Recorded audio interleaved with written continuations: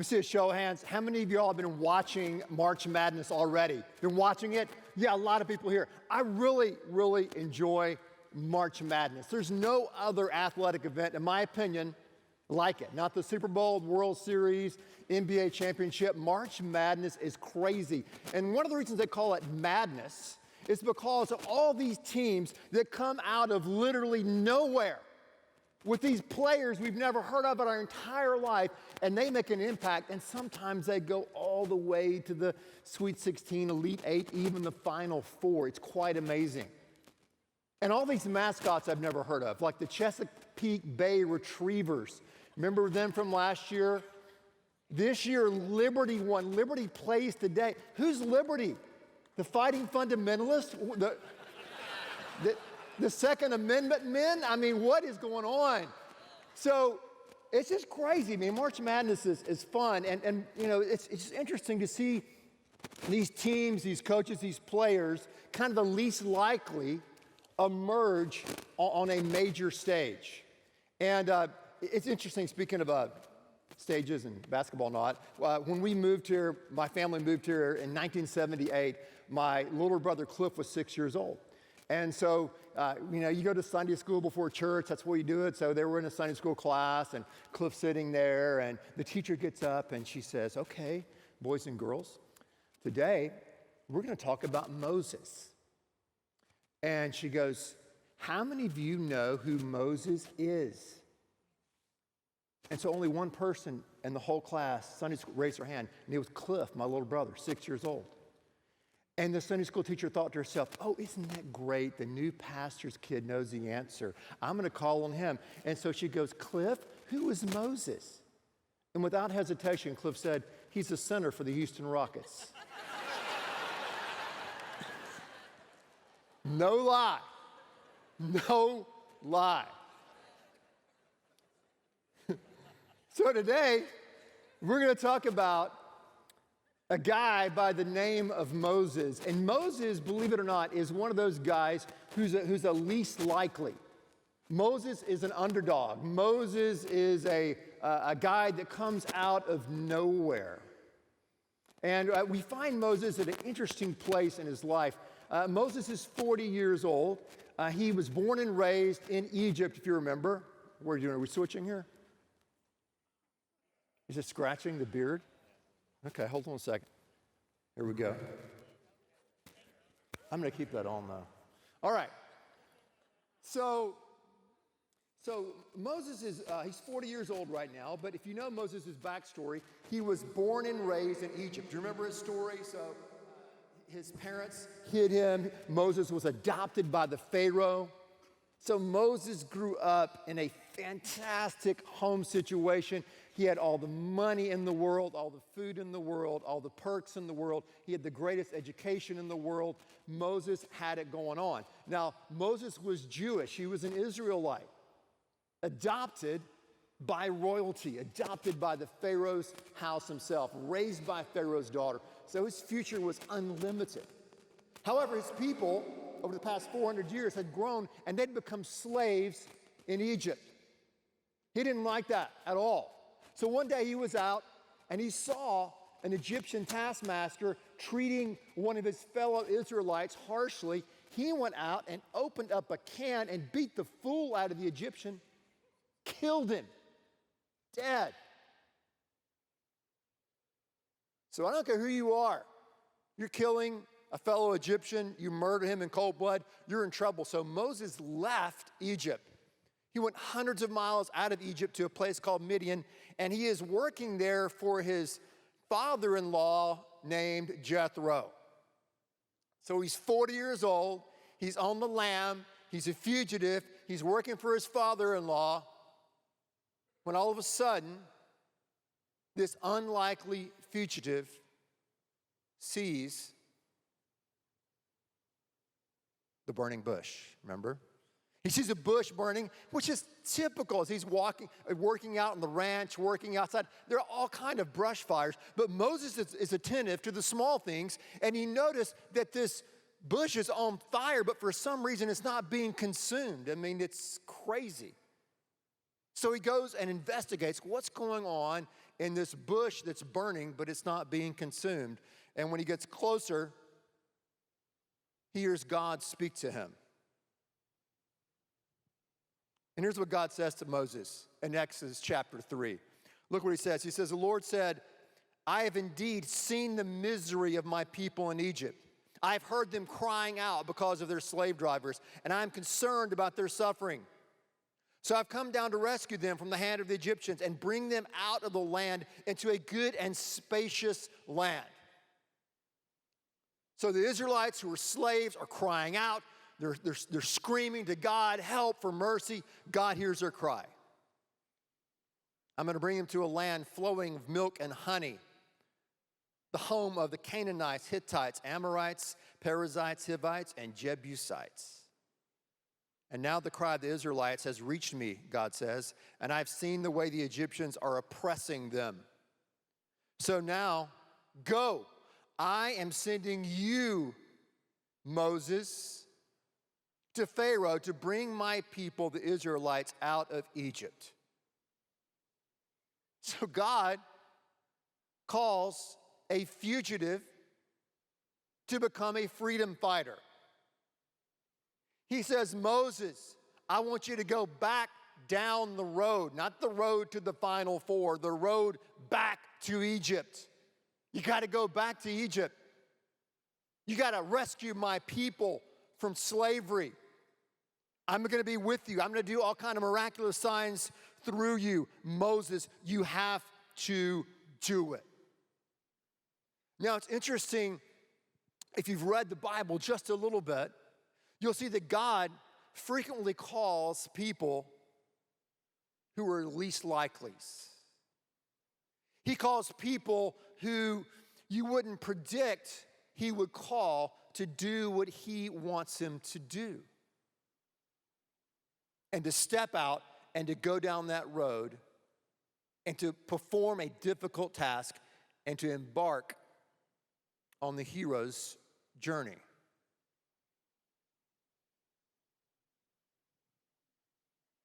God used a trickster, a slickster like Jacob, called him to do his bidding. God used a lady with a very checkered and troubled past like Mary Magdalene to be one of his key followers. God called a bodybuilder and strongman like Samson to do his bidding, even though he had a propensity to rebel. God calls least likelies,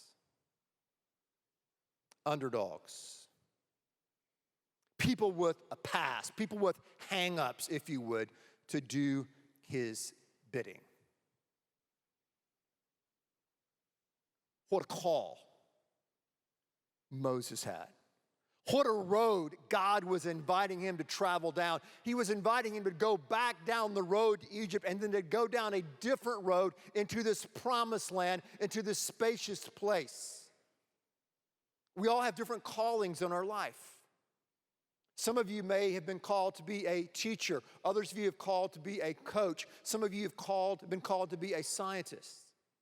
Some of you may receive a call to do some type of cause, to help people who are hurting, to help those who are in the inner city to get a better education and to have some tutoring, to help people who are down and out, to help people who are trapped in the clutches of addiction. And God has called you to a cause. But God is always calling us out. And we were singing earlier that great song, Jesus changes everything, and he does change everything, but we have to respond. We have to respond to what he's calling us to do. So what does Moses do when he receives this call to be a freedom fighter? Does he get on that road? What happens? Look at Exodus 3, verse 11. It says, "But Moses said to God, 'Who am I that I should go to Pharaoh and bring the Israelites out of Egypt?'" Think about this. God speaks to you audibly. God performs a miracle through this burning bush. God calls you to this task, a difficult task. Moses says, who am I? I'm not qualified. He later on goes, I don't have what it takes. I'm sure he says, God, do you know about my past? You know that they want to kill me in Egypt? That's why I'm out here. That's why I'm in Belize. There are no extradition laws here. That's why I'm in this territory. They're going to kill me. Now I don't want to go back there and do that. Plus he says, I'm afraid of public speaking. I have a speech impediment. I can't do it. I don't have the skills. I'm full of guilt and shame of what's happened. They could take my own life. So Moses refuses to accept the call. We all have our excuses, don't we? We all have our excuses. We all have our past. We all have injustices done to us. We all have that, just like Moses. So when God calls us to step out into a certain career, when God calls us to step out into a cause, just like Moses, many times we come up with a long list of excuses. Now, writer Stephen Pressfield talks about this. He says that we all have two lives living inside of us. We have the life that we're living now, okay? That's you, that's me. And then we have the unlived life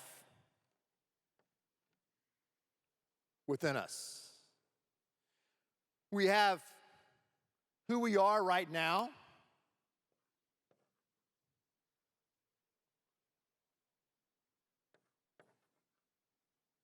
And then who we could become. And what stands between who you are and who you could be, and what stands in between the life you're living now and the unlived life within you, what stands between you is what he calls resistance. Resistance. Resistance is one of the most toxic forms and forces in the universe. Resistance is that energy that's hard to see, but we've all experienced it when we know we should do something, we know we should launch out, we know we should take this on, but resistance is there to give plenty of pushback. Resistance. Resistance is all about distracting you from what you need to be doing. Resistance is that force you see that comes off your computer screen when you know you take action and it prevents you from moving on and taking action. All you need to do is set a goal for your life, have a dream, hear a call from God, and you will meet resistance face to face. Try it on a different level. Say, hey, I'm going to start an exercise program today. You're going to face resistance. I believe I need to write a book. Oh my goodness, you're going to face resistance. I need to really get involved and volunteer and help some people I know that are hurting and crying out, just like Moses heard their cry. I'm going to do that. Resistance. Resistance is pushback. Resistance is always distracting us too. Resistance is YouTube, Instagram, Netflix binging, go have a drink, go take a nap. And resistance' favorite word. Yeah, you can do that. You can answer that call tomorrow. And then tomorrow comes and you're ready to go. You're ready to strap it on and take on that cause and answer that call. And resistance says, who are you to do that? You said you're going to do it yesterday. You're a failure. You're worthless. You're wasting oxygen here on planet Earth. What about your past? And resistance is brilliant. Resistance will pull out a VHS. How's that? They'll go VHS and even beta and pull out videos of your past, things you've done, things that were done to you, and saying, you can't be this new person. Resistance will rationalize with you, will reason with you like a skilled lawyer. Resistance. That's what Moses was facing. That's what we all face. And you know when resistance is really tough? It's when you're near the finish line. You're near the finish line. The papers are almost signed. The task has almost been achieved. The marathon's in a couple of weeks. And resistance is there to pull out all stops to prevent you from doing what you need to do. It's resistance. It's quiet in here. I'm the only person that's getting resistance. Is it? I'm getting resistance from you right now. Has one other person, yes, one other person raised it, one honest person, thank you. One person has experienced resistance in their life. Thank you very much. The rest of us are liars. So, resistance is real. Resistance is relentless. Resistance doesn't give up. Billy Graham spoke to more people in the flesh than anybody that's ever lived. He spoke to over 1 billion people in his lifetime. And when Billy would go to a country or a major city around the world, and when something didn't go wrong, when there was not some kind of pushback, Billy Graham would get worried because he knew when he went to a city, when he went to a country to do one of his massive crusades, when there was pushback, when there was resistance, he knew that the devil was up to something and that God also might be up to something. And maybe you're wondering, I don't know what my dream is. I don't know what the call is on my life or the calls I need to receive. I don't know what that is. Look at it a different way. Ask yourself, where's the resistance? Where's the resistance? Where's the fear? That's probably where the call is going to be.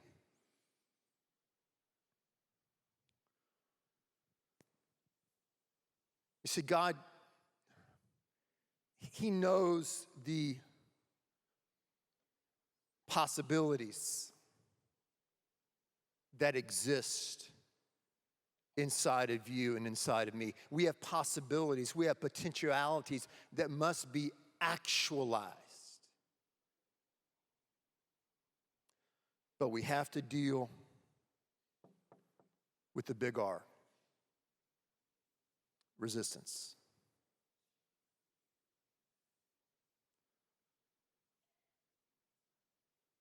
Back to Moses. What did Moses do?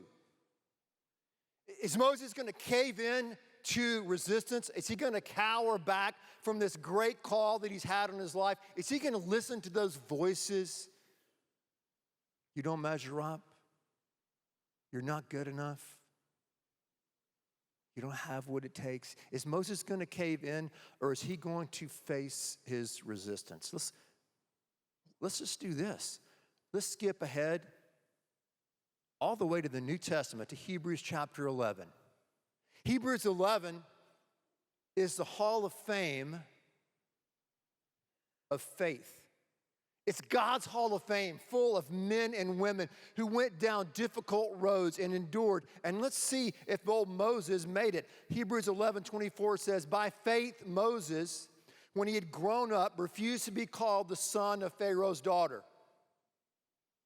choosing rather to endure ill treatment with the people of God rather than to enjoy the passing pleasures of sin, considering the reproach of Christ greater riches than the treasures of Egypt, for he was looking to the reward. Moses, what did he do? He chose the road less traveled. Boom. He chose that difficult road. He chose to go through resistance. He chose the road less traveled. What did he do? He endured. He endured. He persevered. For 40 years, he helped deliver over 1 million people from slavery, taking them through the desert, leading them to the precipice of the promised land. 40 years. Moses, whether you are Christian or Jewish or an atheist or agnostic, Moses is one of the greatest leaders who's ever walked planet Earth. Why? Because he answered the call and he was willing to stare down resistance. Not just one time, not just 2 times, probably 2 million times. As day after day after day, he endured. He stayed focused on the reward. And he discovered along the road that when God calls us into a vocation, when God calls us into a cause, when God calls us, he also empowers us. Is it a tough road? Yes. Is it an arduous road? Yes. Is it a difficult road? Yes. Is it full of resistance? Yes. But God empowers us as we go down the road of life, as we answer his call for our lives to do what he's called us to do and to become who he has designed us to become. When God calls us, he empowers us. And it's daily. It's a daily choice. That's right, it's daily. It's a daily choice to stay on the less traveled road, a daily choice to receive the grace and the power that God gives, that daily manna, that daily seeking him, that daily turning to him. Moses wasn't perfect. Moses messed up. Moses got in foul trouble, fouled out, got technical fouls, you name it. But he stayed on that road. He endured. He was focused. And he discovered when God calls, God empowers. Moses, perhaps the MVP of the Old Testament. He wrote the first 5 books of the Bible, the Pentateuch.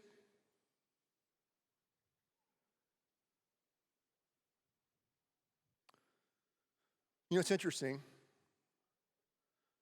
When we look at God and we think about our relationship with God, and we sing about this a lot, and I talk about this a lot, God's grace is real. So God is always giving to us. He's giving. He's providing. He's offered forgiveness, restoration, a connection with him. He says he will be with us like he was with Joseph. We have his presence. God is giving to us. He gives and he gives and he gives. But God also asks. He commands. He challenges us. Why? Why does he both give and ask? Because he sees and he knows what we can become. He knows what we can become when we answer his calls on our lives.